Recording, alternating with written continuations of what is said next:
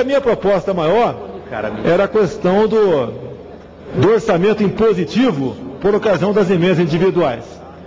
E já assistimos na imprensa, nos jornais de hoje, o governo Dilma ameaçar o Congresso que caso os deputados antigos, em especial, que têm emendas aprovadas no orçamento para esse ano, que deve ser sancionado hoje, não votem de acordo com a intenção do governo, essas emendas serão contingenciadas, ou seja, não serão liberadas.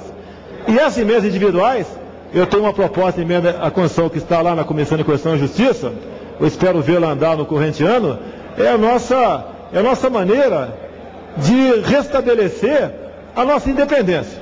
Caso contrário, vamos continuar como em governos anteriores, refém do Executivo, ou seja, um parlamento que não tem identidade, que cada parlamentar é obrigado a fazer um jogo, né? Jogar a moedinha para cima, para ver se vota com o governo, para ter suas emendas liberadas, ou se não vota, o que vai dificultar em muito a reeleição dele lá na frente. Mas junto com isso, outras propostas do governo vêm, que depois que você cometeu aqui um deslize e não vota a primeira vez, o governo volta a cobrar tudo de você nas vezes seguintes. Como, por exemplo, a população hoje em dia está aí preocupada com o possível retorno da CPMF.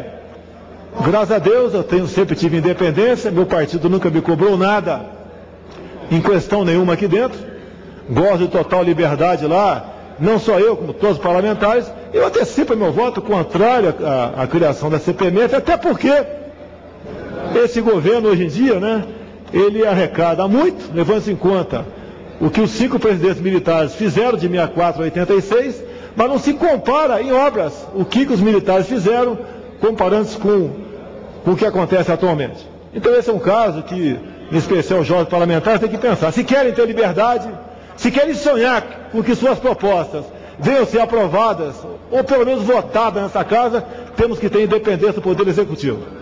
Até porque, né, eu acredito que o Judiciário não tem independência. Basta ver que o Supremo Tribunal Federal já tem 7 indicados por esse governo que está aí. E nós duvidamos de ações, né, importantes julgadas pelo Supremo. Até a questão de Cesare Battisti, um empate, muitos não entendem por que um governo quer manter um terrorista, um assassino, que praticou 4 homicídios na Itália, em nosso país. Preocupado com o quê? Que se porventura assinarem aí, concederem a extradição, ele vem abrir a boca e contar sobre terroristas do passado que hoje estão no governo? Essa é a preocupação do governo? Com toda certeza, parece que é isso.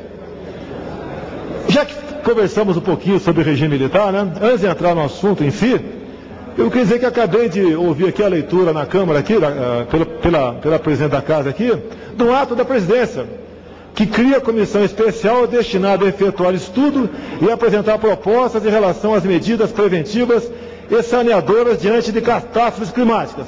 Primeira proposta, não corte o orçamento das Forças Armadas. Isso está hoje na mesa da presidente, a possibilidade de cortar o pouco que se tem. Que nesses momentos difíceis, quem está lá, em primeiro lugar não, quem está lá quase que sozinho são as Forças Armadas e ali a nossa Polícia Militar e Corpo de Bombeiro Militar. E a proposta minha, neste caso, né, eu acredito que se nós não adotarmos no Brasil uma política que vise o planejamento familiar, a paternidade responsável, um outro nome que talvez não fosse muito adequado, mas chama a atenção, controle da natalidade, nós não conseguiremos fazer com que o nosso povo tenha dias melhores. Não tem como, o governo federal, os governos estaduais, os prefeitos, não tem como marcar um crescimento anual de 3 milhões de habitantes. Eu faço esse cálculo levando-se em conta, em especial, o número de alistados para o serviço militar. No corrente ano, as Forças Armadas estão fazendo o recrutamento e se alistaram ano passado 1.600.000 jovens do sexo masculino.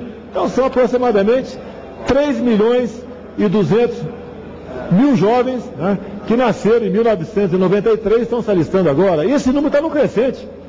Em 1970 nós éramos 90 milhões de habitantes. Hoje somos 190 milhões de habitantes. Até o jornal o Globo aqui, de 30 de janeiro, sobre o caso do Rio de Janeiro, diz aqui em um seu espaço aqui: o inchaço das cidades ajuda a explicar o grande número de mortos. Com esse crescimento de 3 milhões de habitantes a mais por ano, sem qualquer controle do crescimento populacional, outras catástrofes virão, e cada vez com uma violência maior. Fora isso, não temos como fugir de crises seríssimas no futuro. Hoje em dia nós produzimos, por dia, 190 mil toneladas de lixo por dia. Falta água potável em grandes centros. Engarrafamentos, não só mais em grandes centros, como Rio de Janeiro, São Paulo, mas em cidades de médio porte. As crises de energia que estão pipocando agora. A falta de alimento que se fará presente, com toda certeza. E o político brasileiro, me desculpe, acho que nós devemos parar de pensar que quanto mais pobre e ignorante, melhor é para conseguir voto, para conseguir poder, que este governo tenha interesse em política nesse sentido. Basta aqui prestarmos atenção na proposta, aqui na mensagem presidencial, lida a semana passada nessa casa pela Presidente da República. Ela quer dar a ênfase no quê? Erradicação da miséria. Com o quê? Com Bolsa Família. Bolsa Família nada mais é que um projeto para tirar dinheiro de quem produz, para dar para quem se acomoda, para que use seu título eleitor para manter quem está no poder. Ou seja, quem está no poder, se brigar por educação e fim da miséria, vai deixar de ter voto de miseráveis. E nós devemos colocar, se não um ponto final, uma transição para esse projeto, como por exemplo aqui o Bolsa Família.